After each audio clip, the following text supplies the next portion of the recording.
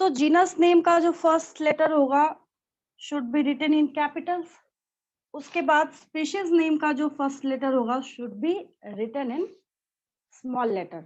ठीक है, तो यहाँ पे इसको देख के जैसे हमने पॉइंट बनाया था एग्जैक्टली उसी तरीके से एंजाइम एक्शन के एक्शन को हमको देख के क्या करना है, यहाँ पे पॉइंट्स बनाना है। ठीक है, उसका जब पॉइंट हम लोग बनाना स्टार्ट करते हैं तो सबसे पहले जो एंजाइम एक्शन हम लोग देखना स्टार्ट करते हैं उसको किस तरीके से हम लोग करेंगे। मैंने आपको बहुत सारे फोटोज आपने देखे हैं, आज वैसे हमें कोई बहुत ज्यादा पिक्चर्स की या डायग्राम की कोई रिक्वायरमेंट है नहीं, जहाँ पे जो जैसे जब मुझे आपको रेस्ट्रिक्शन एंडोन्यूक्लियेज या न्यूक्लियेजेस का जब मुझे आपको रोल समझाना है तो वो इजीली समझ आ सकता है।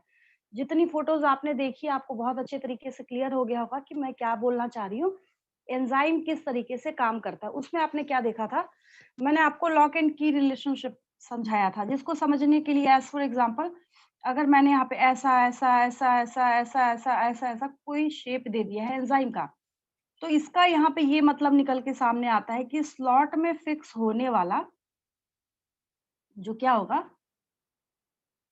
सबस्ट्रेट होगा। ये सबस्ट्रेट होगा और ये क्या है, एंजाइम है। ऑब्वियस है कि ये सबस्ट्रेट जो है इसमें जाके फिक्स होगा और अच्छे फिटिंग के लिए, बहुत अच्छे तरीके से फिट होने के लिए एक छोटा सा स्टेटमेंट मैंने कहीं पे लिखवाया था जिसमें आपने नोट किया था कि इसमें बढ़िया तरीके से फिट होने के लिए क्या करते हैं, वो थोड़ा-सा अपना शेप ऑल्टर करते हैं। ऐसा नहीं कि बहुत ज़्यादा बदल के कुछ और कर लेंगे। ठीक उसी तरीके से जैसे आप कोई न्यू शूज़ खरीद के लेके आते हैं, तो कैसे आपके पैर में अगर वो शुरू में काट भी रहा होता है, धीरे-धीरे करते-करते वो फिट हो जाता है आपके पैर के अकॉर्डिंग। एग्ज़ैक्टली उसी तरीके से शेप वही रहेगा जो ऐसा है। अब ऐसा नहीं कि ऐसा है और हम अगर इस तरीके का शेप बना दें ये मैंने सबस्ट्रेट, तो ये इसके साथ हम ज़बरदस्ती नहीं फिट करा सकते, आपके पास इतना कॉमन सेंस है। अब ये है, ये इसके स्लॉट के साथ फिक्स हो रहा है, तो हम लोग इसको क्या कर सकते हैं, यहाँ पे फिक्स करा सकते हैं, ठीक है। तो उसी बेसिस पे हम लोग क्या करते हैं, यहाँ पे नेचर ऑफ एंजाइम एक्शन को लिखना स्टार्ट करते हैं, ठीक है।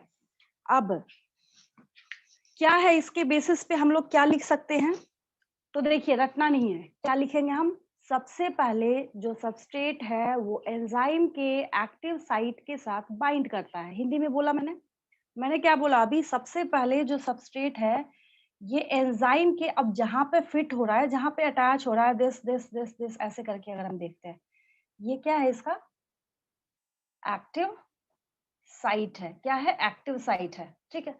तो नेचर ऑफ एंजाइम एक्शन अगर आपको सब्जेक्टिव एग्जाम में नोट्स लिखने को दिया जाता है तो सबसे पहला पॉइंट, कुछ रटना नहीं है आपको, जो आपको दिख रहा है इस पॉइंट को हम लोग लिखेंगे, क्या हो रहा है ये, ठीक है। तो सबसे पहले हम लोग यहाँ पे लिखते हैं एट फर्स्ट सबस्ट्रेट, ये सबस्ट्रेट जो है क्या कर रहा है, बाइंड कर रहा है इसके साथ। At first substrate binds to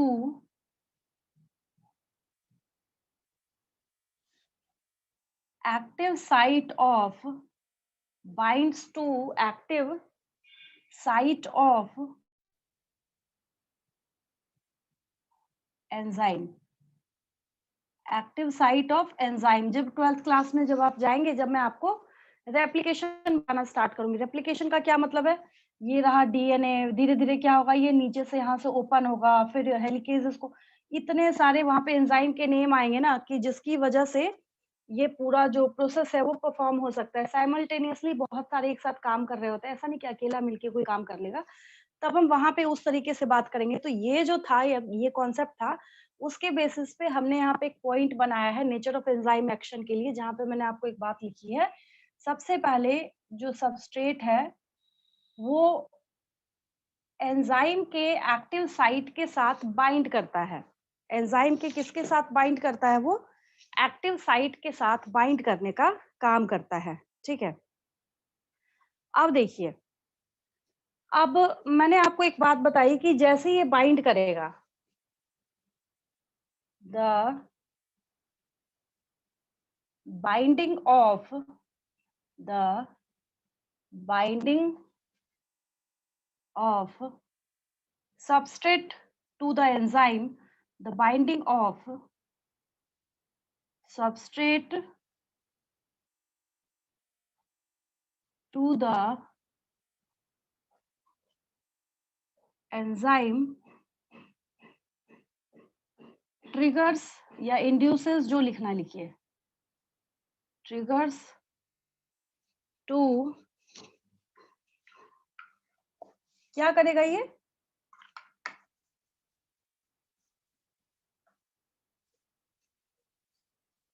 triggers to alter its shape। मतलब थोड़ा सा, बहुत ज्यादा नहीं करता, जो मैंने आपको बोला अभी एग्जैक्टली उसी तरीके से ये क्या करता है, उसमें फिट होने का काम करता है। ठीक है, अब एक पॉइंट जो आप जानते हैं, शायद हम उसको फर्स्ट पॉइंट भी लिख सकते थे, शायद हम उसको लास्ट में भी लिख सकते हैं, ऐसा तो है नहीं कि हम इसके पॉइंट्स जो है वो इवोल्यूशन के बेसिस पे बना रहे हैं। तो अगला पॉइंट हम लोग क्या लिखते हैं, the relationship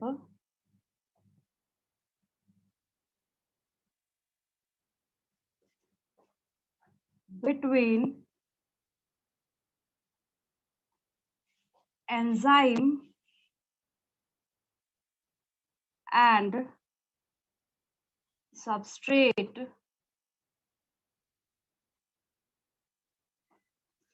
the relationship between enzyme and substrate is specific।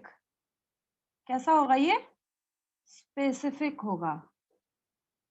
तो ये तो मैंने बताया ही आपको कि जो एक पर्टिकुलर है वो स्पेसिफिक एंजाइम के साथ क्या करेगा, काम करेगा। सबस्ट्रेट एंजाइम सब आपस में क्या है, यहाँ पे स्पेसिफिक है। मैम मैम अब मैम सेकंड वाला मैम मैंने मेरे को आपको समझ एक में चीज नहीं और आया। समझाई थी, एक में देखा था। हाँ बोलिए। मैम सेकंड वाला देखिए, क्या लिखा? पॉइंट फिर से सुन लीजिए। हाँ हाँ, सुन लिया अभी। अच्छा, लिखा हुआ पूछ रहे हैं या समझना है, लिखा हुआ पूछ रहे हैं? समझना भी और लिखा हुआ भी समझ मैं में नहीं डिक्टेट आया। कर देती सेकंड हूँ। द बाइंडिंग ऑफ पहले लिख लीजिए, the binding of substrate.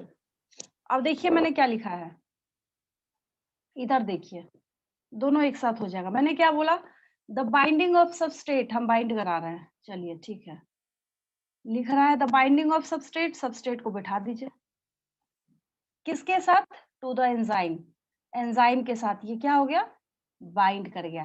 Triggers मतलब स्टिमुलेट करेगा, इंड्यूस करेगा। ठीक है, तो triggers to alter its shape.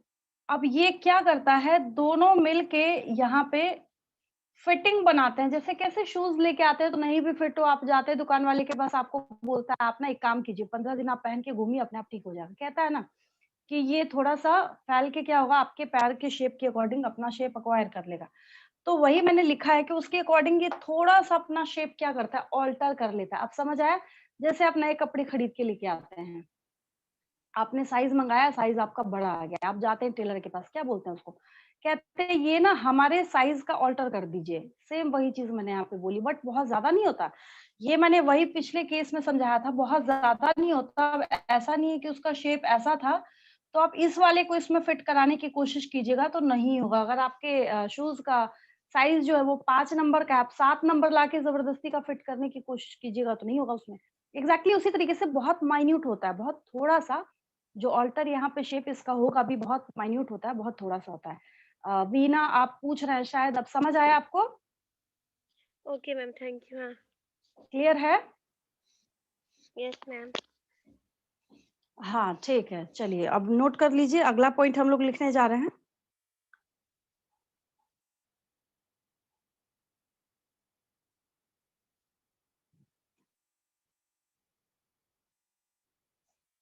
अब देखिए, पिछली क्लास में मैंने आपको एक चीज समझाई थी,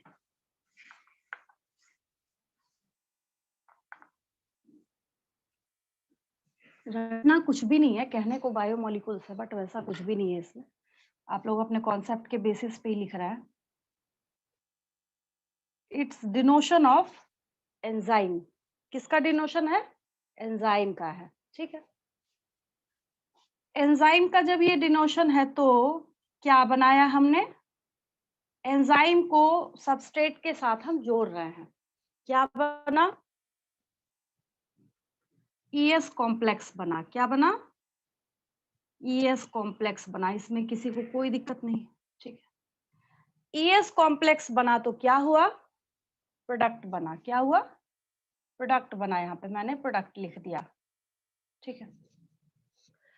तो जब ये प्रोडक्ट बन रहा है तो एंजाइम का क्या हुआ? कई किताबों में आपने देखा होगा P+E लिखा होता है। अब गया, काम खत्म इसका। ये गया, जो ये एंजाइम जो है ना, जैसे कैसे आपने फ्लिपकार्ट से सामान ऑर्डर किया, अमेज़न से किया, आपके शॉप पे आया, वो आपका सामान आपको दे के गया, काम खत्म उसका, गया, अब दूसरी जगह डिलीवरी करने। हो सकता है फिर कभी आप ऑर्डर करें तो सेम डिलीवरी बॉय जो है वो आपके डोर स्टेप पे आए, बट उसको आपसे कोई मतलब नहीं है। कोई एसोसिएशन बना के नहीं बैठा आपके साथ। हो सकता है कोई 100 बार आए बट आपको उसका नाम नहीं पता, ठीक है। यहाँ पे हम लोगों को नाम पता है, हम लोग एंजाइम सबस्ट्रेट कॉम्प्लेक्स का रिलेशनशिप पढ़ते हैं।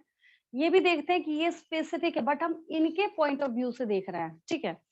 इनके पॉइंट ऑफ व्यू से जब हम देख रहे हैं तो ये एंजाइम जो है ना, जो मैंने यहाँ पे प्रोडक्ट के बाद ये +E लिखा है, ये अनयूज्ड होता है। ये मैं जितनी बार बताऊं, आप अपने दिमाग में प्रिंटेड कर लीजिए। मेरे ख्याल से कई बार मैंने उस दिन से बोल दिया है। अगर आपको ये समझ नहीं आएगा, ये कॉन्सेप्ट अगर आपके पास नहीं होगा, केमिस्ट्री में भी आपको टीचर्स ने बताया होगा कि ये अनयूज्ड होते हैं। वहाँ पे कैटलिस्ट है, यहाँ पे एंजाइम है। क्यों अनयूज्ड होते हैं? ये उसी तरीके से है कि एक कैंडल लिया आपने, दूसरे कैंडल से आप उसको लाइट कर रहे हैं, तो क्या हो गया? कुछ हुआ? फर्स्ट वाले कैंडल का कुछ माइनस हुआ क्या उसमें? कुछ माइनस नहीं हुआ। एग्ज़ैक्टली उसी तरीके से ये गया एंजाइम सबस्ट्रेट के साथ, मतलब सबस्ट्रेट को अपने एक्टिव साइट में बाइंड कराएगा, एंजाइम सबस्ट्रेट कॉम्प्लेक्स बनेगा। अब अगला जो हम पॉइंट लिखने वाले हैं, तो सबस्ट्रेट जो था स्पेशल बैठा हुआ, उसके बीच के बॉन्ड्स टूटेंगे। क्यों बॉन्ड टूटेंगे? जब बॉन्ड नहीं टूटेगा तो फिर प्रोडक्ट आप नया कैसे बना सकते हैं? जैसे केमिकल रिएक्शन आपने उस दिन देखा था, सल्फ्यूरिक एसिड वाला, H2SO4 वाला, जो आपने वहाँ पे केमिकल रिएक्शन देखा था। बहुत सारे ऐसे केमिकल रिएक्शंस होते हैं जिसमें आप बहुत अच्छे तरीके से जानते हैं कि वो कैसे परफॉर्म हो रहा है, क्योंकि सबस्ट्रेट्स के जो बॉन्ड हैं वो टूट रहे हैं, और इसके बाद जो प्रोडक्ट बनेगा वो बॉन्डिंग बना के नया प्रोडक्ट फॉर्म करेगा। हो सकता है कुछ बाय प्रोडक्ट भी बना ले। एज फॉर एग्जांपल सबसे अच्छा समझना है फोटोसिंथेसिस का केमिकल रिएक्शन। मैं थोड़ा सा रिमाइंड करा दूं, 9th क्लास से 10th क्लास से आप बार बार फोटोसिंथेसिस का केमिकल रिएक्शन सुनते आ रहे हैं, ठीक है। बैलेंस में नहीं कर रही, जल्दबाजी में लिख रही हूँ। बैलेंसिंग बहुत आसान है। करते क्या है आप, कार्बन डाइऑक्साइड को आप पानी के साथ रिएक्ट कराते हैं, और इसके रिएक्शन के बाद आप C6H12O6 बनाते हैं, और ऑक्सीजन जो बाय प्रोडक्ट है इस फोटोसिंथेसिस के रिएक्शन के लिए, इस ऑक्सीजन को हम लोग यूटिलाइज करते हैं, इसका हम लोग यूज करते हैं, ठीक है। मॉडल ऑफ द स्टोरी क्या है? हमें यहाँ पे ग्लूकोज को बनाना है, जो बचपन में आप लोग पढ़ते थे, फूड बनाता है, फूड बनाता है, फूड बनाता है। वो फूड एक्चुअली क्या होता है? वो जो फूड है वो हम लोग ग्लूकोज के लिए यूज कर रहे थे, ठीक है। तो ये केमिकल रिएक्शन अब आपने देखा होगा, जब कभी आप बचपन से आज तक लिखते आए हैं केमिकल रिएक्शन, तो आप ऊपर में सनलाइट लिखते हैं। क्या लिखते हैं? सनलाइट लिखते हैं। थोड़ा सा इसको काट के देखिए तो, सनलाइट को माइनस करके देखिए तो फोटोसिंथेसिस नहीं होगा। फोटोसिंथेसिस नहीं होगा। अगर ये विदाउट लाइट भी परफॉर्म करा सकता अपने आप को, तो हम कभी भी ऐसा नहीं लिखते, या फिर दुनिया की कोई भी बुक आपको ऐसा नहीं पढ़ाती कि अगर फोटोसिंथेसिस का फोटोसिंथेसिस का अगर रिएक्शन हो रहा है तो उसके लिए आपको सनलाइट की रिक्वायरमेंट है। कई बार होता है कि बच्चे जब लिख रहे होते हैं प्रैक्टिस के फॉर्म में, तो बच्चे ने अगर एरो के ऊपर सनलाइट नहीं लिखा तो टीचर्स को मैंने देखा है हाफ हाफ नंबर काट भी लेते हैं उसके ऊपर, ताकि उनको याद रहे जिंदगी भर के लिए कि हमें सनलाइट लिखना है। बिकॉज विदाउट सनलाइट ये जो केमिकल रिएक्शन है ये परफॉर्म नहीं हो सकता। तो ये बायोलॉजिकल पॉइंट ऑफ व्यू से मैंने आपको समझाया है। केमिस्ट्री में बहुत सारे ऐसे केमिकल रिएक्शंस भरे पड़े हैं, काउंटलेस है। केमिस्ट्री में आप पढ़ते ही हैं, किसी भी चीज की केमिस्ट्री को आप पढ़ना स्टार्ट करते हैं, आपको केमिस्ट्री में भी 12th क्लास की ऑर्गेनिक केमिस्ट्री में अलग से स्पेशल एक चैप्टर दिया है बायोमोलिक्यूल्स का। मैंने आपको बोला ही था बायो की बुक खरीदनी, तो मैंने आपको बोली आप दूसरे सब्जेक्ट का भी रख सकते हैं, वहां पे आपको देखने को मिल जाएगा, ठीक है। तो कुल मिला के ma'am moral of the story क्या निकलता है कि क्या अब यहाँ पे कार्बन डाइऑक्साइड जो बन के बैठा हुआ था, तो इनके बीच में जो बॉन्ड्स थे अब यहाँ पे है, दिख रहा है आपको कहीं पे? नहीं। बॉन्ड का क्या हो गया यहाँ पे? डिसोल्यूशन हो गया, ये गायब हो गए, नया बनाया इन्होंने अपना, क्या बनाया, नया बनाया है, ठीक है। ऑक्सीजन यहाँ से फ्री होके भाग गया, यहाँ पे कहीं दिख रहा है हम लोग को ऑक्सीजन, फर्स्ट वाले केस में सबसे आसान सा रिएक्शन लिया है मैंने, नहीं दिख रहा आपको ऑक्सीजन, तो इससे आपको ये बात समझ आती है कि इसके बेसिस पे हम नेक्स्ट पॉइंट क्या बनाते हैं, इसके बेसिस पे कि जब सबस्ट्रेट को आपने एंजाइम के साथ बाइंड करा दिया, that leads to break down of bonds between substrates and which results in formation of Ma'am. new bonds during Ma'am. formation of products, ठीक है। तो उसी को हम लोग क्या करते हैं, यहाँ पे लिखना स्टार्ट करते हैं। किसी को कोई दिक्कत इसको समझने में? हाँ बोलिए। मैम हाँ एक्चुअली मेरे को ये सबस्ट्रेट बोलिए, का सुन मतलब रही हूँ, नहीं आवाज समझ आ में आ रही है रहा मुझे। अपना सबस्ट्रेट मीन्स मैम हाँ वीना बोलिए, आप ही बोल रहे हैं, बोल। सबस्ट्रेट ये वर्ड बार बार यूज हो रहा है, समझ में नहीं आ रहा मेरे को। अच्छा केमिस्ट्री का कोई भी केमिकल रिएक्शन बोलिए, आपसे मैं पूछ रही हूँ, चलिए। हाँ तो मैं कह रही हूँ ना, केमिस्ट्री का कोई भी केमिकल रिएक्शन आप सुनाइए मुझे, मैं समझाती हूँ आपको सबस्ट्रेट क्या होता है। कोई सा भी बचपन से आज तक जो भी केमिकल रिएक्शन आपने पढ़ा है, एक सुनाइए आप मुझे, कोई भी। चलिए कोई सा भी 0 लेवल का आप मुझे बोलिए। C6H12O6 बोलिए उधर से।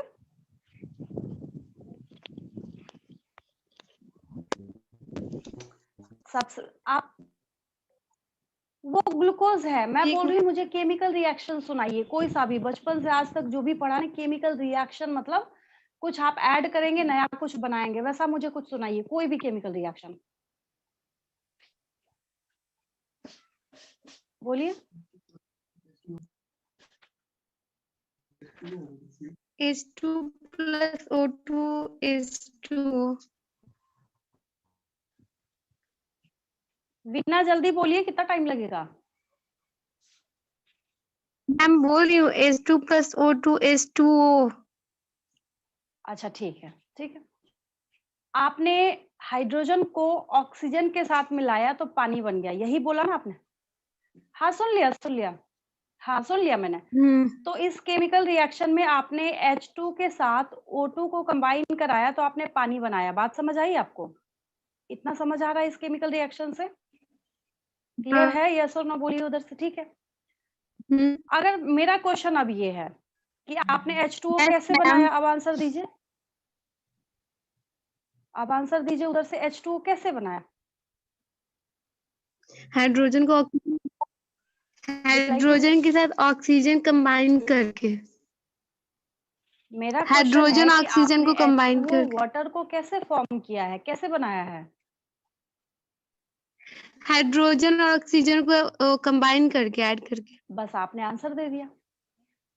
हाँ ठीक है, तो आप खुद ही आंसर दे रहे हैं, बस आपको वर्ड नहीं पता था कि मैं सबस्ट्रेट किसको बोल रही हूँ। जो मैम समझ में आ आपने गया। हाइड्रोजन और ऑक्सीजन बोला है ना कि हम इसको कंबाइन कर रहे हैं, वो दोनों सबस्ट्रेट है। मैम समझ में आ गया। समझ आया? जो आप Yes, बोल रहे ma'am. हैं कि हाइड्रोजन को हम ऑक्सीजन के साथ कंबाइन करा रहे हैं, आया समझ में? तभी मैंने कुछ आगे Yes, एक्सप्लेन ma'am, करने समझ के में आ बजाय गया। मैंने आप ही से केमिकल रिएक्शन आ गया समझ में।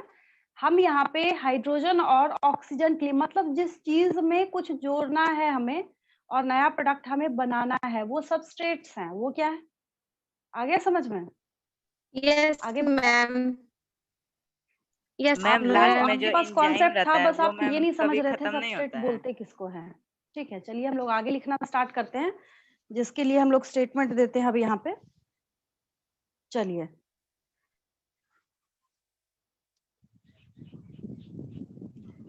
नहीं, बाद में धीरे धीरे, मतलब जैसे मान लीजिए कोई माइटोकॉन्ड्रिया में काम कर रहा है, कोई साइटोप्लाज्म में काम कर रहा है। एक एग्जांपल देती हूँ मैं आपको छोटा सा। प्लांट फिजियोलॉजी में से ग्लाइकोलिसिस उठाया मैंने, क्या उठाया? ग्लाइकोलिसिस उठाया, ठीक है। तो ग्लाइकोलिसिस का क्या मतलब है, पिछली क्लास में मैंने आपको समझाया। ग्लाइकोलिसिस का मतलब है एक ग्लूकोज को आप तोड़िए और 2 पाइरुवेट में कन्वर्ट कर दीजिए, PYRUVATE। इसको पाइरुविक एसिड भी बोला जाता है। पाइरुवेट में कन्वर्ट कर दीजिए, ठीक है। तो पाइरुवेट इसके बीच में 10 एंजाइम लगते हैं। कितने लगते हैं? 10 एंजाइम लगते हैं। तो जितनी बार भी ये पाइरुविक एसिड बनेगा, ग्लूकोज टूटने के बाद, ग्लूकोज टूटा पाइरुविक एसिड बना, ग्लूकोज टूटा पाइरुविक एसिड बना। एज फॉर एग्जांपल एक एंजाइम का नाम मैं बोलती हूँ, हेक्सोकाइनेज, ठीक है। हेक्सोकाइनेज का हम लोग यूज कर रहे हैं। कहाँ ये प्रोसेस अगर आपसे पूछा जाएगा कि कहाँ होता है, नीट का क्वेश्चन है कि which of the following is the site of glycolysis। Glycolysis से इंपॉर्टेंट तो कुछ है ही नहीं क्लास 11th में।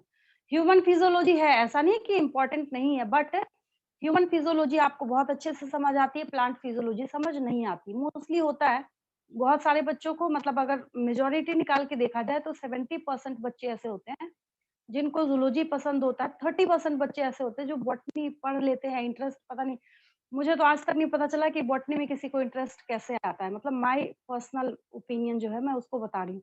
ऐसा नहीं कि मुझे कोई चिढ़ है बॉटनी से, बट बॉटनी में इंटरेस्ट कैसे आता होगा किसी को, मुझे सोच समझ नहीं आता, क्योंकि हम लोग उसका यूज करते हैं, यूटिलाइजेशन करते हैं, सब कुछ करते हैं, बट क्योंकि हमारे फील्ड से रिलेटेड नहीं है या फिर एनिमल किंगडम से रिलेटेड नहीं है, तो उतने फेमिलियर हम लोग नहीं है उससे। तो ये कहाँ पे होता है, इसका साइट पूछा जाता है, तो साइटोप्लाज्म या साइटोसोल, ठीक है। अगर कोई एक स्पेसिफिक एंजाइम है, अगर क्या है, कोई एक स्पेसिफिक एंजाइम है, उसका बार बार यूज किया जा रहा है, समझिएगा अमन जो मैं बता रही हूँ, उसका बार बार क्या किया जा रहा है, यूज किया जा रहा है, ठीक है। एक बार काम कराया, दूसरी बार काम कराया, तीसरी बार काम कराया, चौथी बार काम कराया, कुछ टाइम के बाद हो सकता है कि ये एंजाइम जो है ना, यही इसी साइटोप्लाज्म के अंदर या इसी साइटोसोल के अंदर क्या हो जाए, इसका डिसोल्यूशन हो जाए, तो नया एंजाइम।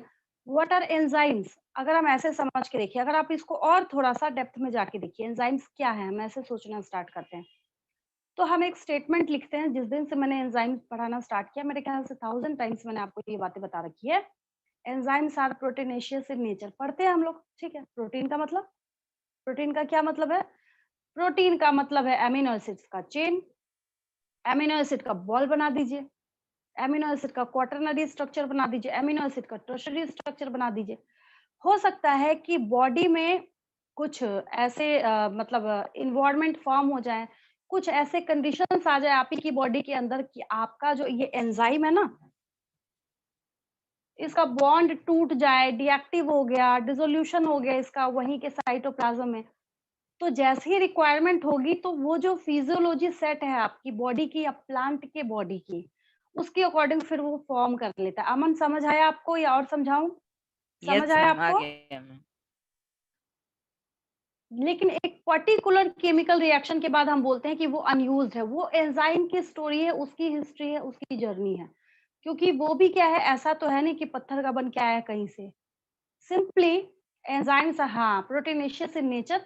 और जहाँ पे वो एमिनो एसिड, आपके पास तो बहुत अच्छा कॉन्सेप्ट है, बहुत डेप्थ में मैंने आपको समझाया है।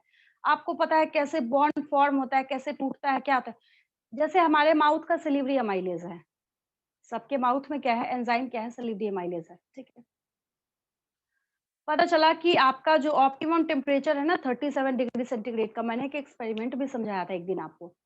आप उस 37 डिग्री सेंटीग्रेड के टेम्परेचर को डिस्टर्ब करके बैठ जाइए, मतलब आप उसको नहीं मिलने दे रहे किसी भी तरीके से, 37 डिग्री सेंटीग्रेड नहीं काम करेगा वो।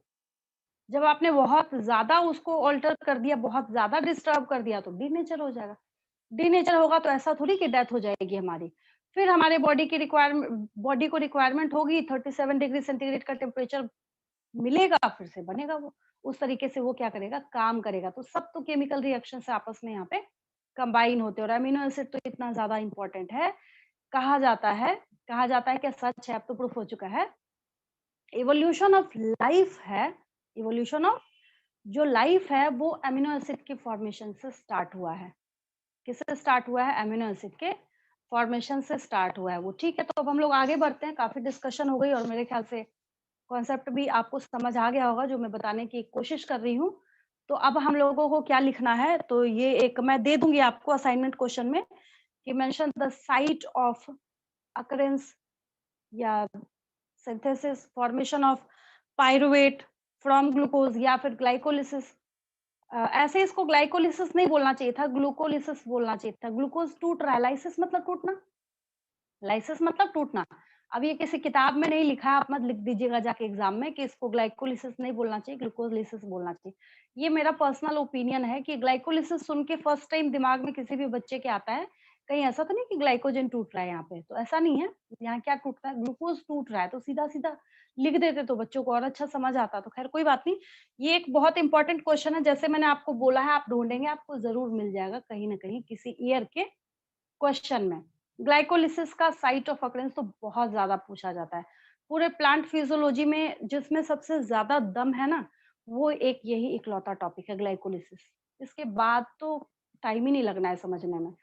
सिर्फ एक टाइम किसमें जाता है, मतलब मैंने देखा है कि 3 डेज का टाइम ग्लाइकोलिसिस को समझाने में मैं लगाती हूँ। एक दिन 10 एंजाइम याद कराने पड़ते हैं बच्चों को। याद कराने का मतलब बार बार रिपीट करके समझाने का। बहुत सारा एंजाइम ऐसा होगा ना जो टेक्निक से खुद ही आप अपने दिमाग में प्रिंट कर लेंगे। जैसे पीईपी आएगा, फॉस्फोइनॉल पाइरुवेट, तो इनॉल आया ना बीच में, तो मैं बच्चों को बोलती इनॉल है, इसे याद कर लो कि इनोलेज एंजाइम लगेगा। तो उसमें भी कुछ रटना तो पड़ेगा नहीं आपको, बहुत इजीली कराऊंगी, बट उसमें यही है, इसके सिवा कुछ है नहीं। बाकी तो किसी पोर्शन में कोई दम नहीं है, क्या है समझने में। जब आप ह्यूमन फिजियोलॉजी समझ सकते हैं तो फिर प्लांट फिजियोलॉजी में क्या है। उस बेचारे के पास तो ऑर्गन सिस्टम भी नहीं बना है, आपसे तो सिंपल ही है ना प्लांट। प्लांट जो है आपसे तो सिंपल ही, उस बेचारे के पास तो ऑर्गन सिस्टम बना ही नहीं है। सबको अपनी भरपाई खुद ही करनी पड़ती है, जितना उनको क्या चाहिए, कार्बन डाइऑक्साइड चाहिए। ठीक है, चलिए मैं जो पॉइंट लिखने वाली थी, जिसके बाद वीना ने क्वेश्चन करा था कि मैम मुझे सबस्ट्रेट का मतलब समझ नहीं आया। मतलब पता था आपको, आपको वर्ड नहीं पता था कि उसको सबस्ट्रेट बोलते हैं। ठीक है, तो अब हम जो पॉइंट लिखने वाले हैं वो इसके लिए लिखने वाले हैं कि यहाँ मैं रफ में लिख देती हूँ कि जब हम किसी एंजाइम को किसी सबस्ट्रेट के साथ या फिर किसी सबस्ट्रेट को किसी एंजाइम के साथ बाइंड कराते हैं या बाइंड होता है, हम क्या कराने जाएंगे, वो बेचारा खुद ही हो जाता है।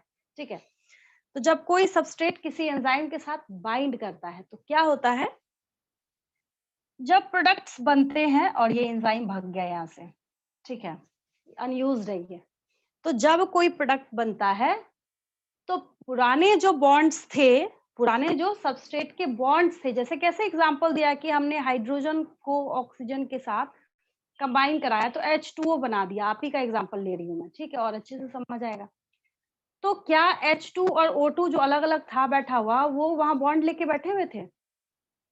अब H2 अगर वहां पे कनेक्टेड था तो उसके बीच का बॉन्ड टूटा है, अगर O2 वहां पे उस फॉर्म में था उसके बीच का भी बॉन्ड टूटा है, और तब जाके दोनों मिलके क्या कर रहे हैं, वहां पे H2O बना रहे हैं। ठीक है, इसके लिए हम लोग एक पॉइंट लिखने जा रहे हैं।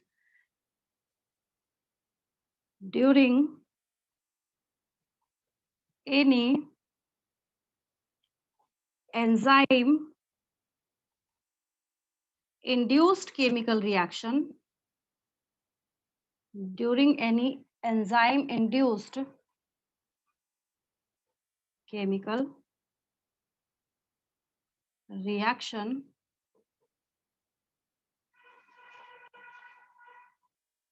ओल्ड लिखा जाता है mostly, old bonds are broken down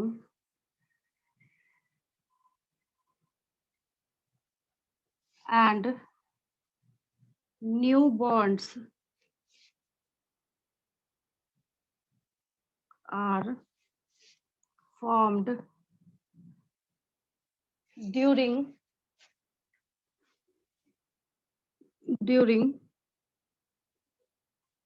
product formation। Product formation मैं इसमें कंटिन्यूएशन में लिख सकती हूँ, लेकिन मैं अलग पॉइंट बनाऊंगी उसके लिए कि after any chemical reaction enzymes are unused. मैं लिख सकती हूँ बट मैं नहीं रिपीट करूंगी। आप लोगों को भी यही नसीहत देती हूँ कि जैसे ही आपको दिखे ना कि कुछ नया है तो उसके लिए पॉइंट स्प्लिट कर दीजिएगा एग्जाम में। 5वां पॉइंट लिखिए, after completion of chemical reaction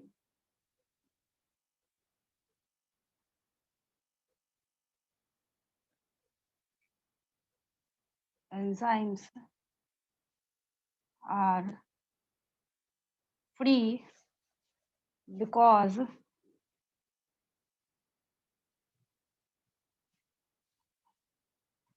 that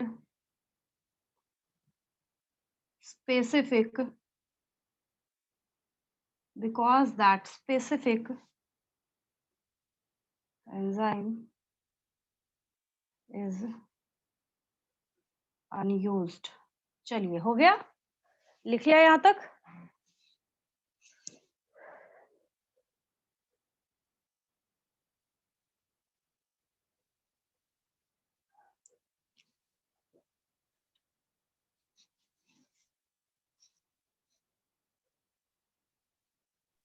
हो गया मैम।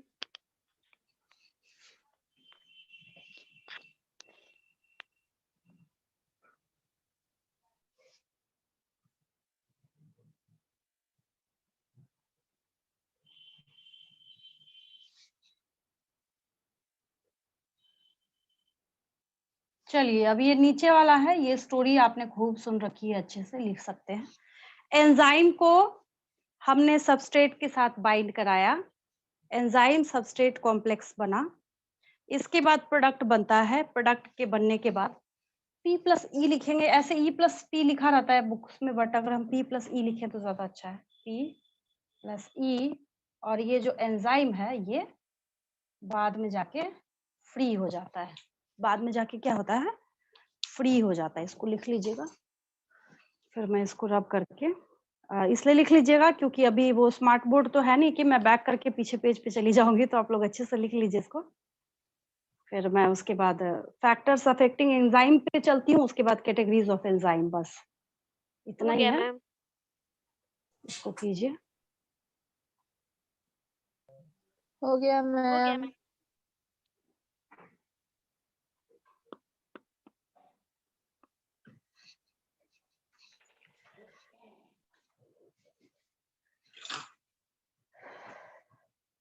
चलिए ठीक है, आगे बढ़ते हैं हम लोग।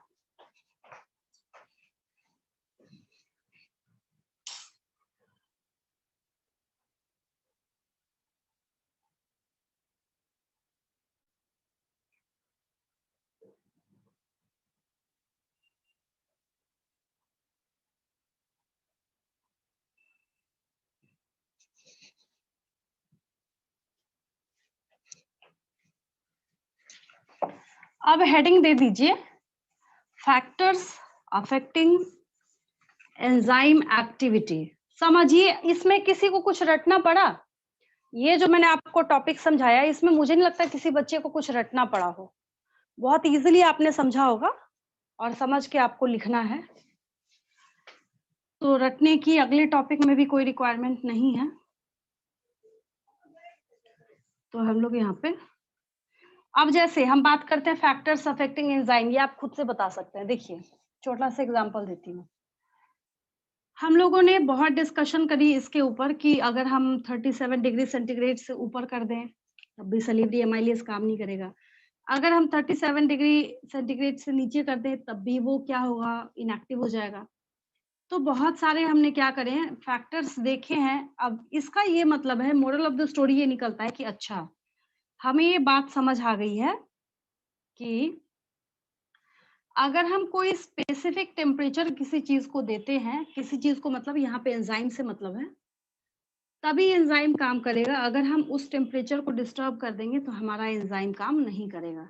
ठीक है, तो जब हमारा एंजाइम काम नहीं करेगा तो हमारी बॉडी की फिजियोलॉजिकल जो एक्टिविटीज है वो भी डिस्टर्ब हो जाएंगी। अब आप सोचिएगा कि हम पेप्सिन को डीएक्टिव करा के बैठ जाते हैं और हमारा डाइजेशन भी हो जाता, नहीं होगा, इम्पॉसिबल है। ठीक है, तो इसका यही मतलब है कि आपको जब किसी केमिकल रिएक्शन को परफॉर्म कराना है तो आपको क्या चाहिए? एंजाइम चाहिए। एंजाइम चाहिए तो एंजाइम को कैसे रखना पड़ता है? एंजाइम को बहुत सावधानी से रखना पड़ता है, क्योंकि लैब में अगर कोई केमिकल रिएक्शन परफॉर्म कराना है, मैंने आपको ये भी पॉइंट नोट करा दिया था कि जो इनऑर्गेनिक केमिकल रिएक्शंस जो आप कराते हैं, उसके अंदर जो आप कैटलिस्ट अप्लाई करते हैं, वो रिलेटिवली हायर टेम्परेचर्स के ऊपर वर्क करते हैं। अगर हम कंपेयर करें उसको किसके साथ, इन एंजाइम्स के साथ। एंजाइम वर्ड इसलिए दिया गया कि सुनते के साथ आपको बात समझ आ जाए कि अच्छा, ये कहीं न कहीं किसी लिविंग ऑर्गेनिज्म में कोई ना कोई रिएक्शन परफॉर्म करा रहा होगा और इसके बिना वो काम नहीं होगा, ठीक है?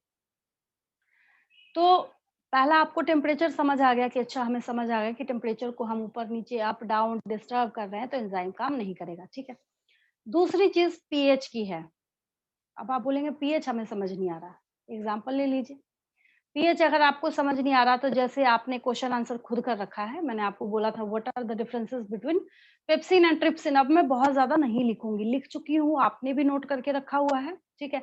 बार-बार घिसना, रिपीट करना और टाइम वेस्ट करना कोई मतलब नहीं बनता है, ठीक है? तो यहाँ पे क्या है, आपने भी देखा है कि कैसे पेप्सिन और ट्रिप्सिन के बारे में मैंने आपको समझाया था कि पेप्सिन जो है वो एसिडिक मीडियम के अंदर काम करता है और ट्रिप्सिन जो है अल्कलाइन मीडियम के अंदर काम करता है। पेप्सिन को आप ज़बरदस्ती ले जाके छोड़ दीजिए अल्कलाइन मीडियम में, बोलिए तुमको यही काम करना पड़ेगा, वो नहीं काम करेगा। ट्रिप्सिन को अगर आप तुरंत अभी इसके ओवर होने के बाद हम लोग डाइजेशन स्टार्ट करने वाले हैं नेक्स्ट क्लास से, तो उसमें आपको फिर आसानी से और डिटेल में देखने को मिलेगा, आप खुद ही समझ जाएँगे उसके बाद। और ट्रिप्सिन को अगर आप ज़बरदस्ती बोलिए कि भई तुमको एसिडिक मीडियम के अंदर काम करना है, वो भी नहीं करेगा। पेप्सिन को बोलिए तुमको अल्कलाइन के अंदर काम करना है, तब भी नहीं करेगा। तो इसका मतलब है एंजाइम्स को है क्या चाहिए, पर्टिकुलर पीएच भी चाहिए, टेम्परेचर भी चाहिए और पर्टिकुलर क्या चाहिए, पीएच भी चाहिए, ठीक है? तो हम लोग यहाँ पे उसके लिए एक पॉइंट देते हैं और लिखना स्टार्ट करते हैं, factors affecting enzyme action.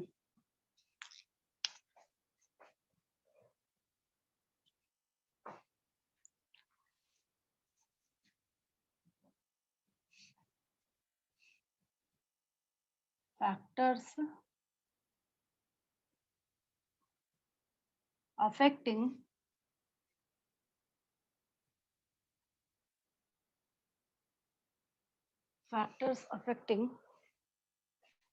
enzyme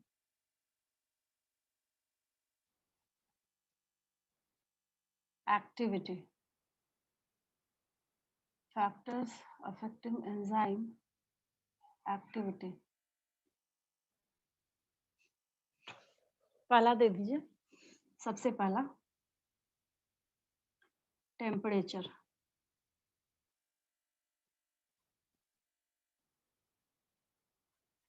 इसमें हमें कुछ रटना नहीं है, मैं क्या लिखूंगी सुन लीजिए। All enzymes are temperature specific because if we increase the temperature of enzyme environment, that enzyme may be inactive or denatured. चाहे तो वो इनएक्टिव हो जाए, चाहे बॉन्ड जिंदगी भर के लिए टूट के खराबी हो जाए। वो हिंदी में बोल दूं, अगर हम किसी एंजाइम मतलब एंजाइम जो है वो टेम्परेचर स्पेसिफिक होते हैं, और अगर हम ऐसा सोचे कि हम एंजाइम अपनी मर्जी से मतलब टेम्परेचर जो है वो घटा रहे हैं, बढ़ा रहे हैं, उसके दो कंसेक्वेंस हो सकते हैं। या तो वो इनएक्टिव हो सकता है। मोस्टली क्या होता है, सुन लीजिए, मोस्टली ऐसा होता है कि एंजाइम है, ठीक है, मान लीजिए सैलिवरी अमाइलेज है, ठीक है, और ऑप्टिमम टेम्परेचर कितना है 37 डिग्री सेंटीग्रेड। समझाने के लिए बता रही हूँ, मैंने यहाँ पे लिख दिया लेस देन 37 डिग्री सी, मतलब लेस बोल रहे हैं हम यहाँ पे। क्या बोल रहे हैं, लेस मतलब कम बोल रहे हैं, ठीक है। यहाँ मैंने लिख दिया मोर देन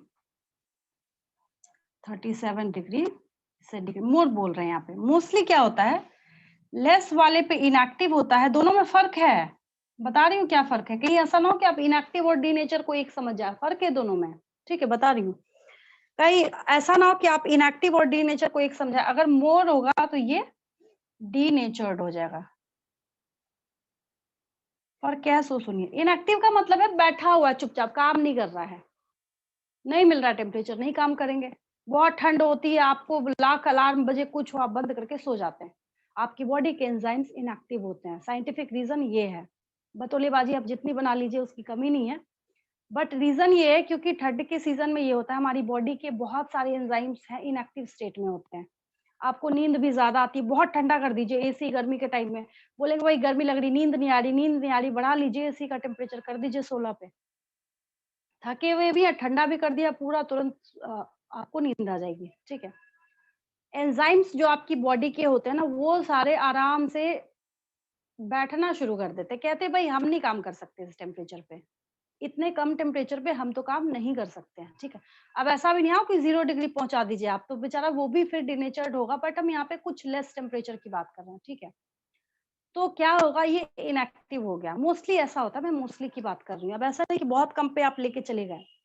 जैसे कैसे आपने सुना होगा कि जैसे बहुत छोटे बच्चे होते हैं, बॉडी अगर अचानक से ठंडी हो जाए, कुछ हो जाए, तो वो कहते हैं कि तुरंत लेके आइए डॉक्टर के पास, क्योंकि वहां पे एंजाइम का रोल क्या होता है, बहुत ज्यादा उनको अपना रोल प्ले करना पड़ता है। हमारी हाइट कहाँ बढ़ रही है, अगले साल आप पढ़िएगा 12th मेरे से बोलिएगा अरे मैडम की हाइट तो इतनी थी, कहाँ बढ़ रही है, छोटे बच्चों की बढ़ती है, आपकी हाइट भी नहीं बढ़ रही होगी।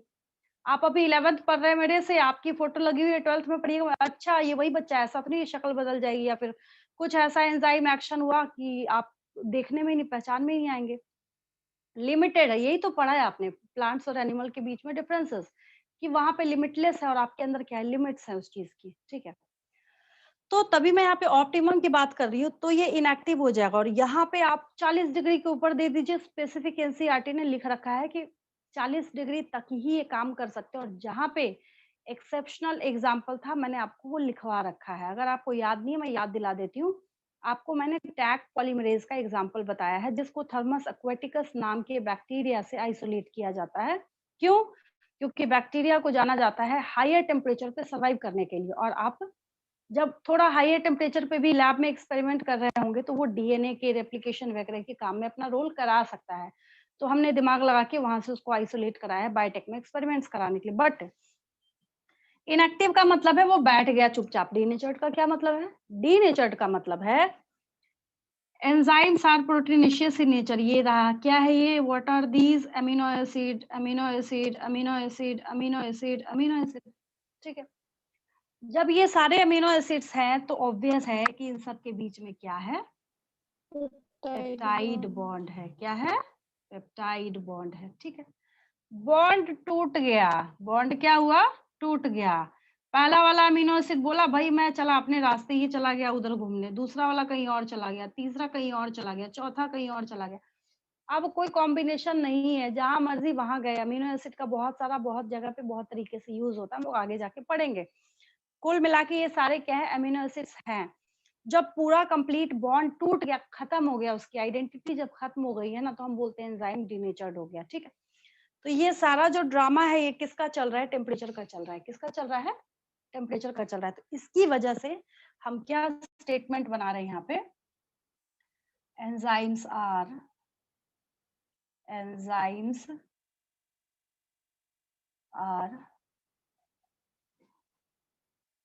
टेम्परेचर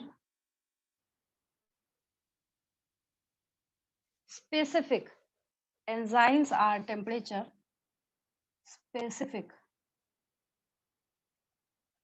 क्या मतलब है इसका? That is they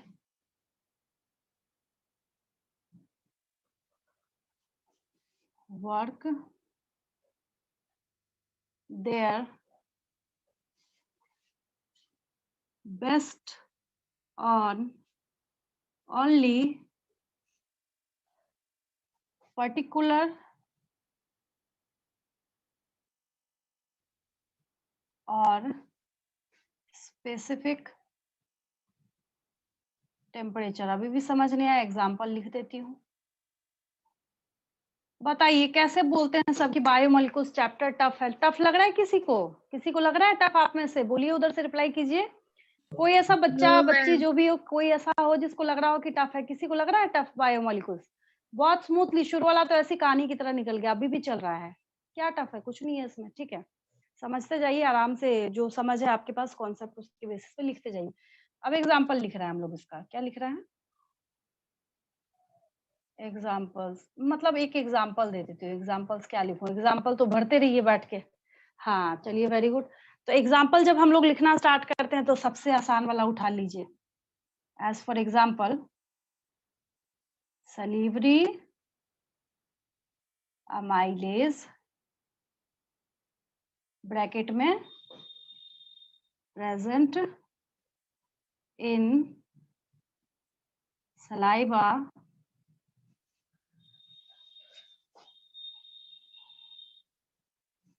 salivary amylase works its best on body temperature, works is its best. क्या दिख रहा है आपको? चाहे इसको भी, ये जो मैंने बनाया है ना, इसको मैं बना सकती हूँ यहाँ पे समझने के लिए, आप भी बना सकते हो कॉपी में, रफ में।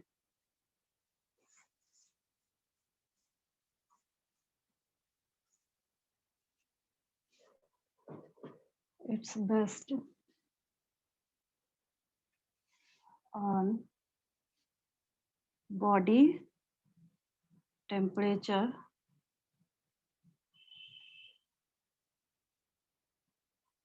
that is 37 degree centigrade. एक वर्ड आपने सुना होगा, केमिस्ट्री में भी आपके टीचर बार बार बोलते होंगे पढ़ाते वक्त, अक्रोमिक पॉइंट सुना है? बताएगा मुझे कोई बच्चा क्या होता है? अक्रोमिक पॉइंट सुना होगा आपने, इसको अक्रोनिक बोलते हैं, अक्रोनिक नहीं, अक्रोमिक पॉइंट है। कोई बताएगा मुझे अक्रोमिक पॉइंट से क्या समझते हैं आप?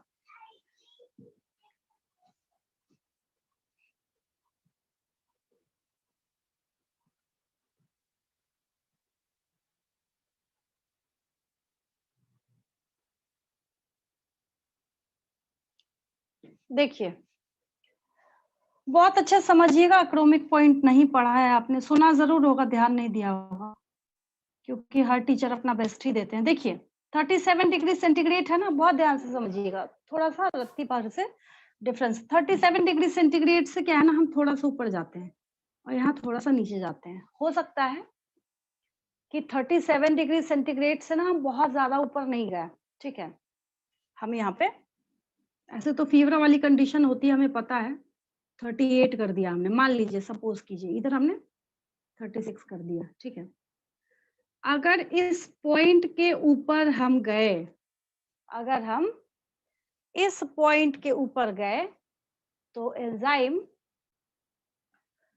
क्या होगा? डीनेचर्ड हो जाएगा। क्या हो जाएगा?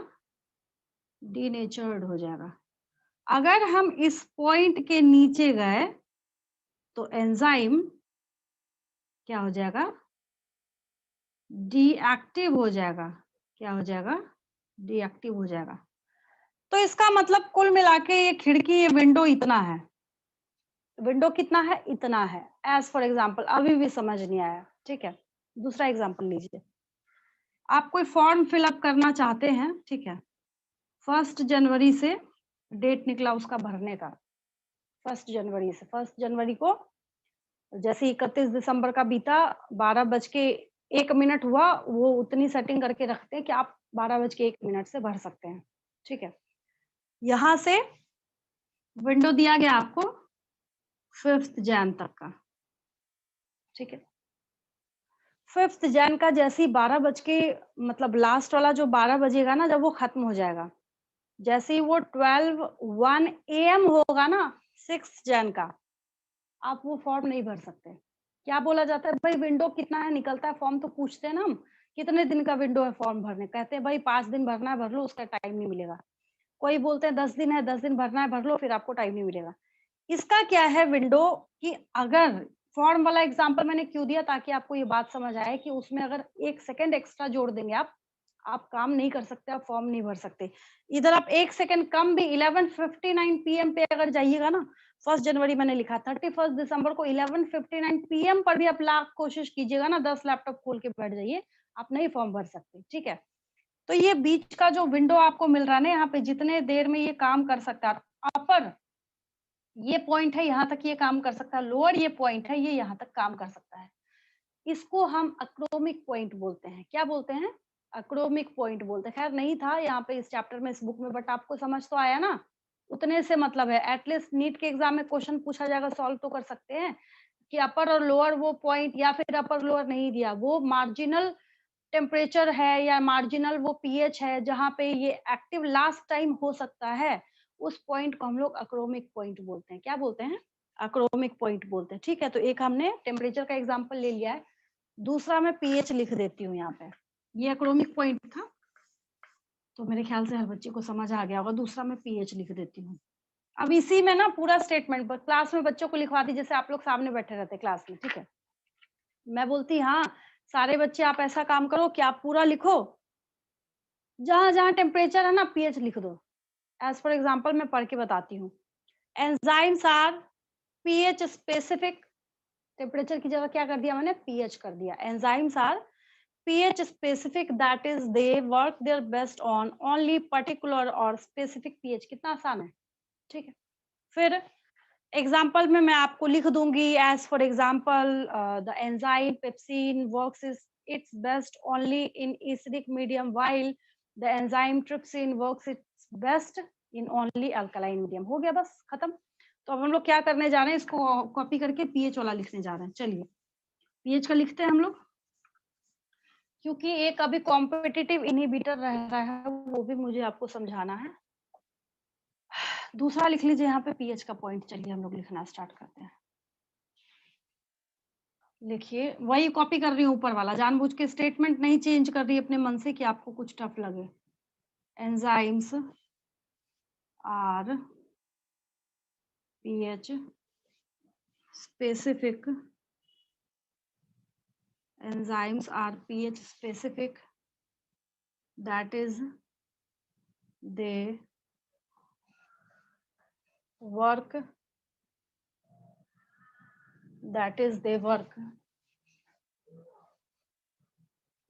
ये लाइन को ज्यादा ही नीचे चली गई। pH specific, that is they work their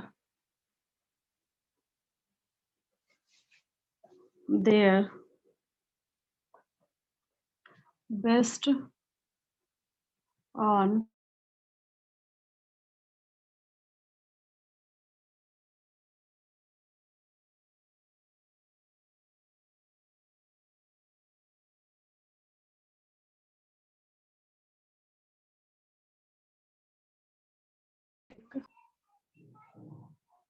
और specific pH। एग्जाम्पल लिखते हैं हम लोग। एग्जाम्पल में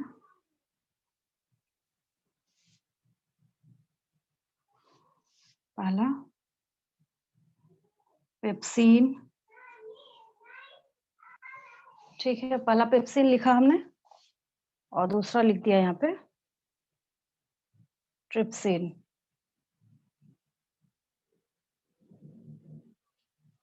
पेप्सिन के बारे में हम लोग जानते हैं, pepsin can work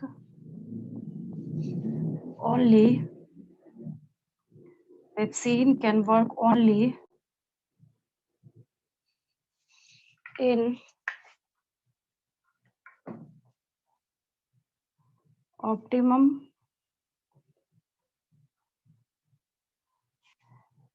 acidic pH। और यहाँ पे इसका उल्टा कर देंगे, trypsin can work only in optimum alkaline pH. ठीक है, तो जानबूझ के मैंने यहाँ पे टेबल बना दिया है ताकि आपको समझ आए। और दूसरा इधर लिखेंगे, trypsin can work only in optimum alkaline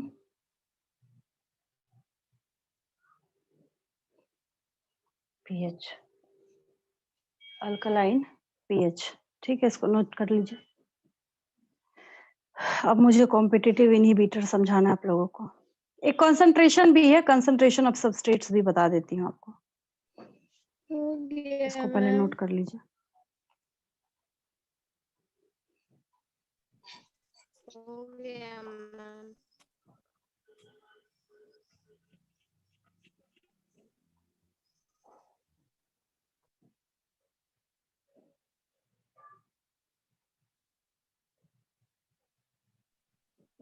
हो गया मैम।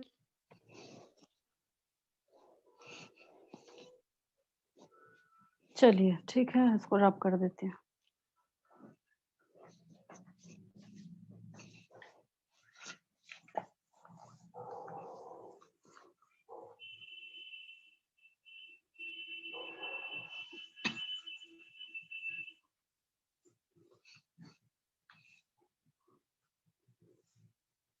ठीक है, रब करके हम कंसंट्रेशन ऑफ सबस्ट्रेट्स की हेडिंग दे दीजिए। इसके बाद एक कॉम्पिटिटिव इनहिबिटर समझाती हूँ और फिर असाइनमेंट क्वेश्चंस लिखते हैं हम लोग। फिर 10 मिनट का और टॉपिक रहेगा, उसको नेक्स्ट क्लास में ओवर करा के हम लोग डाइजेशन स्टार्ट करेंगे,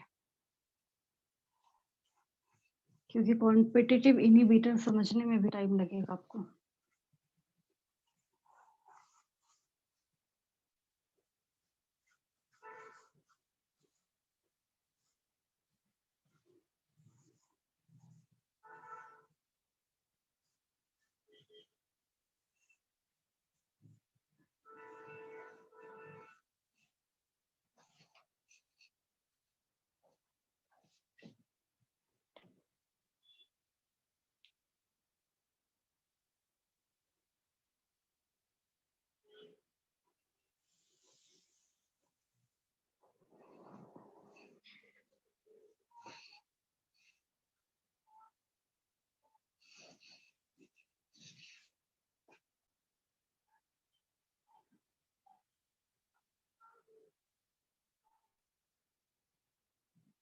Concentration of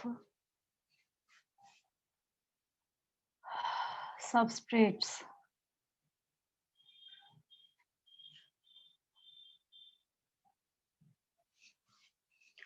ऐसे समझिए इसको। सबसे अच्छा समझने का तरीका मैं बताती हूँ आपको। क्या किया आपने कि एक ग्लास के अंदर 1 ग्लास पानी लिया आपने, उसके अंदर 1 स्पून चीनी डाल दिया। आपने इसको घोलना स्टार्ट किया, घुल गया, ठीक है। थोड़ा सा आपने और डाल दिया, फिर आपने उसको घुलाया, तब भी घुल गया।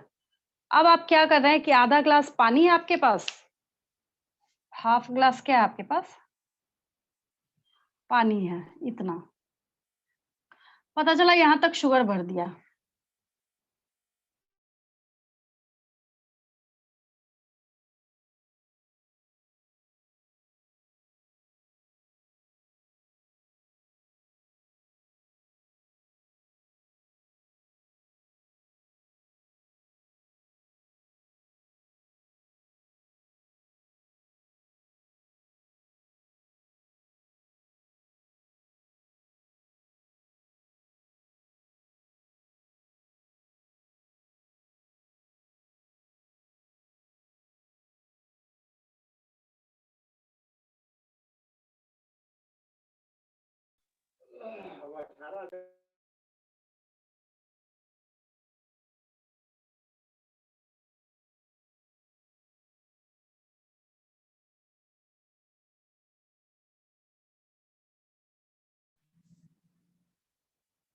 चलिए, आवाज जा रही होगी मेरी, कट गया था बीच में।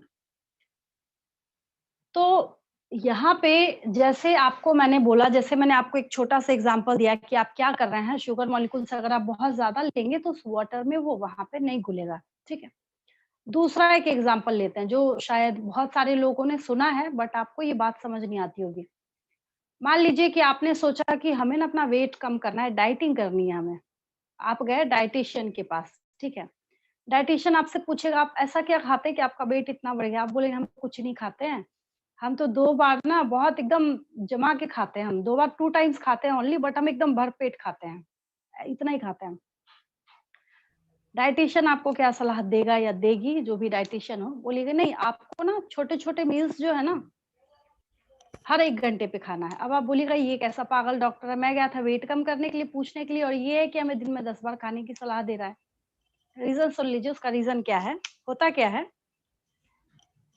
कि आपका जो स्टमक है, आपका जो क्या है, स्टमक है, माउथ से तो खैर आप जो भी खा रहे हैं वो तो जाहिर है, आप तो पास कर ही रहे हैं। ये ईसोफेगस के रास्ते आता हुआ, ईसोफेगस, यहाँ पे इस रास्ते से जाता हुआ स्टमक में तो एंटर करेगा ही करेगा, ठीक है। अब स्टमक के वॉल से भी बहुत सारे, और सबसे इम्पोर्टेंट क्या है, मान लीजिए अभी मैं बहुत ज्यादा हिस्ट्री में नहीं जा रही, तुरंत स्टार्ट करना ही अगला चैप्टर, तो समझ आए तो पेप्सिन ही नाम मैंने लिख दिया, ठीक है। पेप्सिन है तो उसका कुछ बेचारे का पर्टिकुलर अमाउंट होगा ना, कुछ होगा ना कि हाँ भाई इतना पेप्सिन रिलीज हो रहा है, इतना पेप्सिन जो है हर टाइम रिलीज होता रहता है, ठीक है। इस पेप्सिन को काम करने के लिए कुछ ना कुछ चाहिए। जैसे वो चूहों का एग्जाम्पल आपने देखा है ना, वो कहावत कहते हैं कि इसको कुछ ना कुछ काटने के लिए चाहिए, उसके टिथ जो है वो बढ़ रहे होते हैं, लोग ऐसा बोलते हैं, ठीक है। एग्जैक्टली उसी तरीके से इस पेप्सिन को ना वर्क करने के लिए कुछ ना कुछ चाहिए। आपने सोचा कि आपने इतनी ओवर ईटिंग कर ली, आपने इतनी, ये बैग लाइक स्ट्रक्चर है, बलून लाइक स्ट्रक्चर, आप कितना भी ठूस के खा लीजिए, ऐसा थोड़ी है कि वो बाहर हो गया या कुछ और हो गया। खाते हैं भले आपको कुछ देर में थोड़ा सा ये फील हो, अनईजी फील हो, बट आप खा तो लेते हैं ना। तो ये क्या होता है, स्ट्रेच होके फैल जाता है, स्ट्रेच होके क्या होता है, फैल जाता है। अब जो वो फूड पार्टिकल्स आपने भेजा है स्टमक के अंदर, वो उस केमिकल रिएक्शन के लिए पेप्सिन को जिस पे काम करना था, आपने सबस्ट्रेट जो है वैसे ही ठूस के दे दिया है, जैसे आपने इस आधे ग्लास पानी को 1 ग्लास चीनी यहाँ पे भर के दे दिया था। बात को समझिए, फर्क समझिए दोनों में। आप अगर ओवर ईटिंग कर रहे हैं तो उतना ही पेप्सिन एंजाइम है, बहुत सारे केसेस होते हैं, मैं एक छोटा सा एग्जांपल ले रही हूँ, ठीक है, क्योंकि पेप्सिन पेप्सिन मैं बहुत दिन से बोल रही हूँ। ये जो है, जो इसका एसिडिक मीडियम है, कैसा एसिडिक मीडियम है, स्ट्रॉन्ग एसिडिक मीडियम है, इतना स्ट्रॉन्ग है कि अगर आप एक रेजर ब्लेड डालेंगे ना स्टमक में, घुल जाएगा वो, फिर आप बोलेंगे हम कैसे जिंदा है, हम कैसे सरवाइव कर रहे हैं, क्योंकि आपका जो स्टमक है ना, हर 3 दिन पे म्यूकस की नई लाइनिंग बना रहा होता है। म्यूकस की क्या करता है, न्यू लाइनिंग को बना रहा होता है, ठीक है। कुल मिला के मोरल ऑफ द स्टोरी क्या निकला कि जब कहीं पे कोई केमिकल रिएक्शन हो रहा था और आपने जब वहां पे सबस्ट्रेट का कंसंट्रेशन जब आपने बहुत ज्यादा किया, थोड़ा सा शुरुआत में जब ज्यादा करते हैं, जैसे बहुत कम दिया आपने, मान लीजिए एप्पल का आपने 2 पीस खाया, थोड़ा सा गया यहाँ पे स्टमक, पेप्सिन काम करके बैठ गया, बोला क्या है है, इतना तो तुरंत हो जाएगा, तुरंत डाइजेस्ट हो जाएगा, ठीक है, इतने पे तो हमने तुरंत काम कर लिया, थोड़ा आप और ज्यादा दीजिए तो वो अपनी एक्टिविटी बढ़ाएगा। एनसीईआरटी को जब ध्यान से पढ़िएगा, उसने क्या लिखा है, स्टेटमेंट बहुत अच्छा दिया है इसमें, शुरुआत में जब आप सबस्ट्रेट के कंसंट्रेशन को बढ़ाते हैं तो पहले रेट ऑफ केमिकल रिएक्शन बढ़ता है, but only up to a specific and certain limit. कुछ स्पेसिफिक लिमिट तक वो क्या होता है, बढ़ता है, उसके बाद फिर क्या होता है, रुक जाता है, स्टॉप हो जाता है। वही हो गया भाई, पेप्सिन यहाँ पे बैठा, आपने इतना जम के ठूस के खा लिया, गए शादी में, बोले मुफ्त का खाना मिल रहा है, जितनी मर्जी उतनी खा लो। पेप्सिन बेचारे के ऊपर आपने इतना वर्कलोड दे दिया, वो काम नहीं करेगा, बोलेगा भाई मैं बैठ गया, मेरी इतनी औकात नहीं है कि मैं इतना ज्यादा डाइजेस्ट कर सकूं, ठीक है। डाइटिशियन ने जो आपको छोटे छोटे टाइम पे जो 1-1 घंटे पे खाने के लिए बोला, उसका क्या रीजन था, उसने बोला आप हर 1 घंटे खाइए, जाइए आप किसी डाइटिशियन के पास, मोस्टली आपको यही बोलेंगे, ठीक है। तो होता क्या है कि इस पेप्सिन में अब ये तो सिक्रीट हो रहा है, ये तो नहीं बैठेगा ना, आप बैठ गए, जैसे मान लीजिए आपने बोला कि भाई मैं ना 3 बजे खाऊंगा, या मैंने फास्ट कर लिया, मैं इस टाइम में खाऊंगा, ये थोड़ी, इसकी थोड़ी फास्टिंग है, पेप्सिन की फास्टिंग नहीं है, ये रिलीज होगा यहाँ से। इसको ऐसा नहीं है कि आपने बोल दिया भाई मेरा फास्ट है, तुम ना सिक्रीट मत हो, एसिडिक मीडियम मत बनाओ मेरे स्टमक के अंदर, इसको नहीं मतलब है उससे, ये वहां पे सिक्रीट होगा, ठीक है। तो आप जब थोड़े थोड़े टाइम के बाद इसको इतना दिया आपने, पेप्सिन ने इसको डाइजेस्ट कर दिया, फिर आपने इतना दिया, पेप्सिन ने इसको डाइजेस्ट का मतलब छोटे छोटे पार्टिकल्स में तोड़ के आगे भेज दिया, ये मतलब है यहाँ पे, ठीक है, आगे मतलब स्मॉल इंटेस्टाइन में। अब अगर आपने क्या किया, ले भर दिया इसको, पूरा पूरा ही क्या किया आपने, इसको भर दिया, पेप्सिन बेचारा कंफ्यूज, क्या करूं मैं, किसको क्या किधर डाइजेस्ट करूं, पहले मेरा तो इतना, वही हालत हो गई जो आपने इस आधे ग्लास पानी को ना 1 ग्लास चीनी दे दिया है। तो डाइटिशियन आपको जो सलाह देते हैं ना, ताकि आपका जो पेप्सिन है वो अच्छे से डाइजेशन करे, जब अच्छे से डाइजेशन होगा, कहीं पे ना तो कोलेस्ट्रॉल डिपोजिशन होगा, ना कुछ होगा, और एंजाइम जो ऑप्टिमम लिमिट में है, वो ऑप्टिमम लिमिट में अपने काम करेंगे। और सच्चाई है कि जब उस तरीके से फ्रेगमेंट्स में किया जाता है मील्स को, तो सही में वेट घटना शुरू हो जाता है। बट अब ऐसा ना हो कि मैगी खा रहे हैं सुबह से लेकर रात तक, तो तब नहीं घटेगा। ऐसी चीज़ें होनी चाहिए जो आपका डाइजेस्टिव सिस्टम जिसको डाइजेस्ट करना जानता है। उसके ऊपर वैक्स की कोटिंग होती है जिसको डाइजेस्ट होने में 3 से 4 दिन का टाइम, कंप्लीट डाइजेशन की बात कर रही हैं, ऐसा नहीं कि रखा रहता है। समझिए छोटे-छोटे बातों में क्या होता है, यहाँ पे फ़र्क होता है। तो चलिए हम लोग इसको लिखते हैं, उसके बाद असाइनमेंट क्वेश्चन स्टार्ट करते हैं। मुझे नहीं लगता है किसी बच्चे को कंसंट्रेशन ऑफ सबस्ट्रेट समझने में कोई परेशानी आई होगी। और ये तो मल्टी डिसिप्लिनरी साइंस है, हर एक सब्जेक्ट जो है वो दूसरे के साथ कनेक्टेड है। फिजिक्स वाले ने बोल दिया क्या है, बायो तो पढ़ लोगे आखिरी दिन, रट लोगे, हो जाएगा, एग्जाम क्लियर हो जाएगा। केमिस्ट्री वाले ने बोला नहीं नहीं, फिजिक्स और बायो फालतू है, तुम लोग ना बस केमिस्ट्री पढ़ के निकाल लोगे मेडिकल। मैंने कभी बोला नहीं आज तक, ना मैं बोलती हूँ किसी बच्चे को। सारे साइंस जो है ना मल्टी डिसिप्लिनरी है।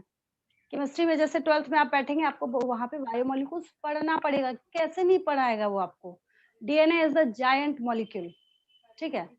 तो सारी चीजें, इवन कि आपकी बॉडी में जो डाइजेशन तक का प्रोसेस हो रहा है ना, वो अकॉर्डिंग टू ग्रेविटी हो रहा है। आपने सुना है किसी की बॉडी में नीचे से ऊपर की तरफ डाइजेशन हो? नहीं। तो सारी चीजें क्या है ना, लिंक्ड है एक दूसरे से, पेरिस्टालसिस में जिसमें मैं लिखवाती हूँ। तो सब साइंस जो है, कैसे छोटे बच्चों को साइंस इकट्ठा पढ़ाया जाता है, तो सब मल्टी डिसिप्लिनरी साइंस है। और एक दिन में तो मेरे सामने आज तक कोई ऐसा पर्सन या स्टूडेंट नहीं आया जिसने एक दिन में पूरी किताब पढ़ी हो, टॉप कर गया हो, ऐसा नहीं होता, ठीक है? तो अपने दिमाग से रटने वाला कॉन्सेप्ट तो निकाल दीजिए बायोलॉजी के लिए। चलिए, कंसंट्रेशन ऑफ सबस्ट्रेट्स में हम लिखते हैं the optimum concentration of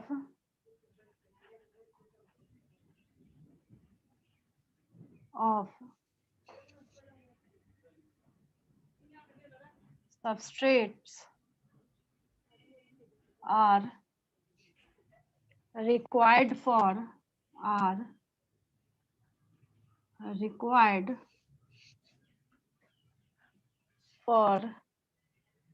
the optimum concentration of substrates are required for best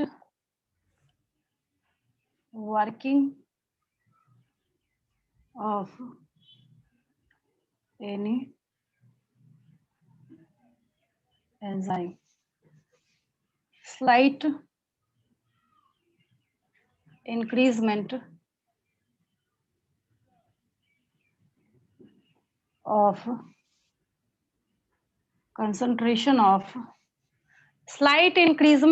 concentration of substrates, मेरे साथ साथ लिखेंगे क्योंकि अब असाइनमेंट क्वेश्चंस पे चलूंगी।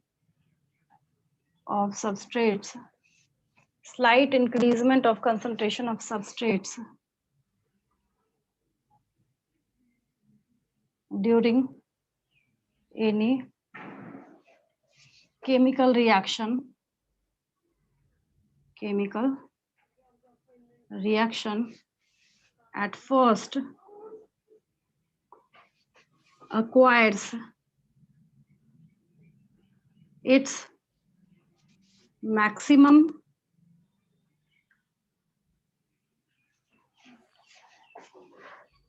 velocity, Vmax लिखा जाता है, and then it alters its rate, फिर डिस्टर्ब हो जाता है, फिर वैसा काम नहीं करेगा वो। ओवर ईटिंग वाला केस याद कर लीजिएगा। जब कभी भी आपको कंफ्यूजन हो या समझने में कहीं कोई दिक्कत हो, तो इसको आप याद कर लीजिएगा, ठीक है?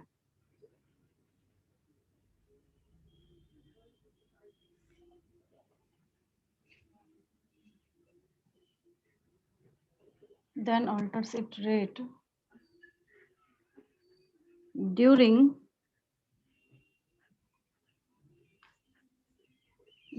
आफ्टर कर देती हूँ,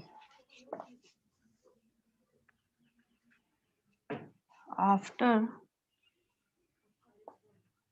addition of extra substrate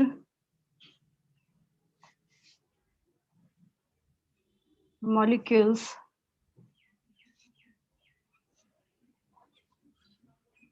free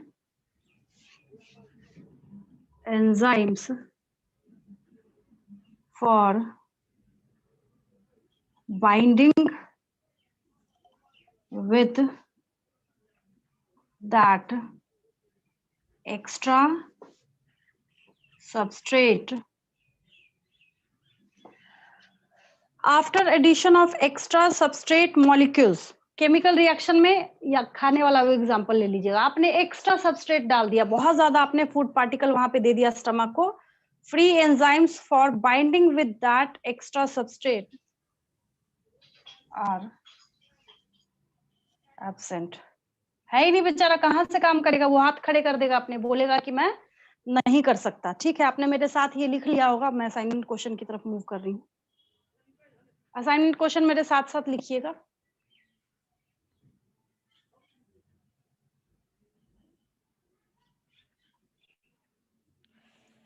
चलिए रब करती हूँ, हो गया सब, रब कर दो इसको।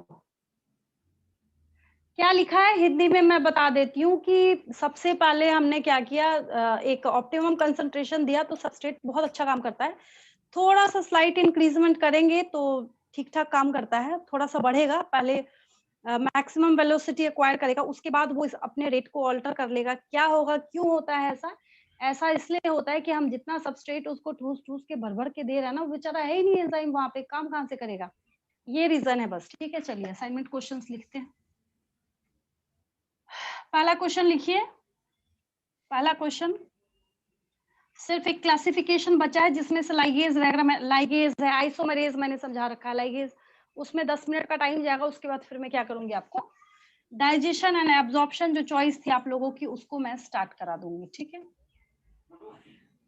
चलिए पहला क्वेश्चन लिखिए।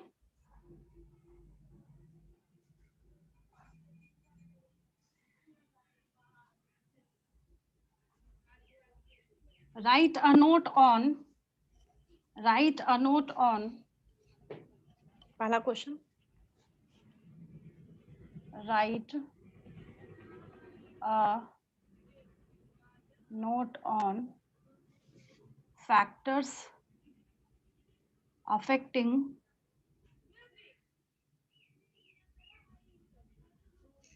enzyme activity। तीनों लिख लीजिएगा थोड़ा थोड़ा।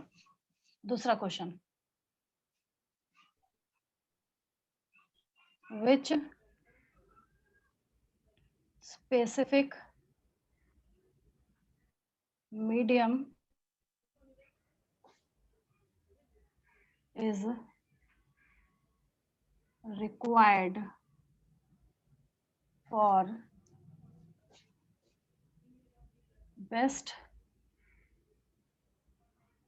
working of pepsin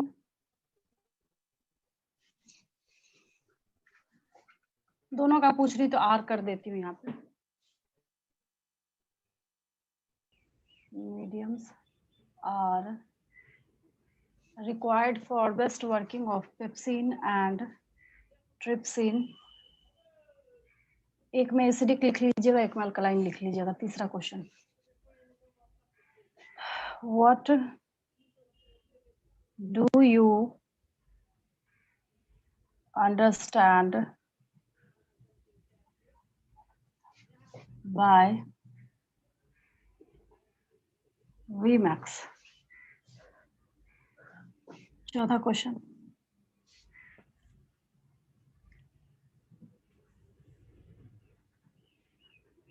which enzyme works its best at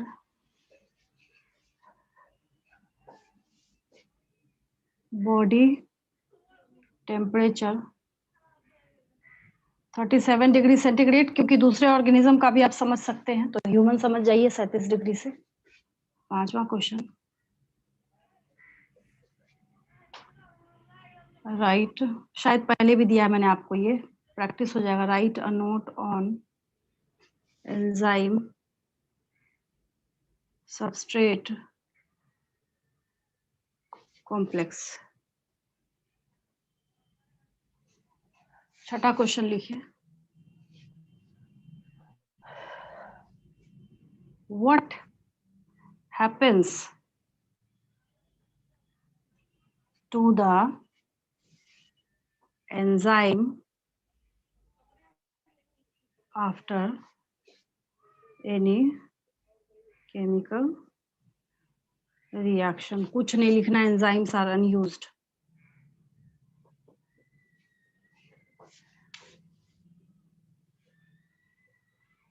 define glycolysis, एक दिन और दिया था मैंने। The process of formation of 2 pyruvates from glucose is known as glycolysis. mention the site of occurrence of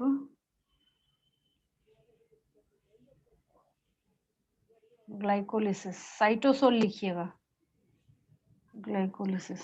ma'am आवाज स्लो आ रही है। 9वां क्वेश्चन लिखिए,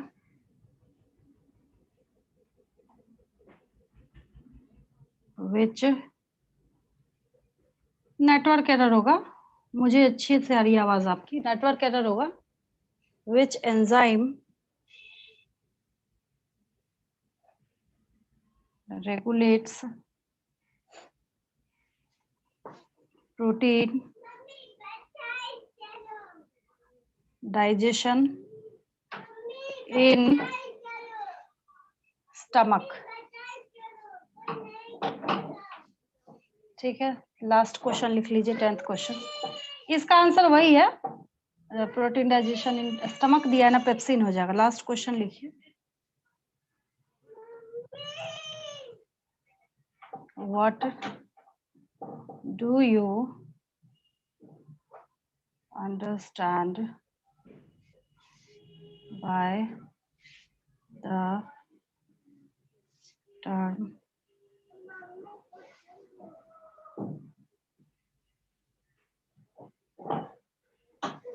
टर्म रहने दीजिए, बाय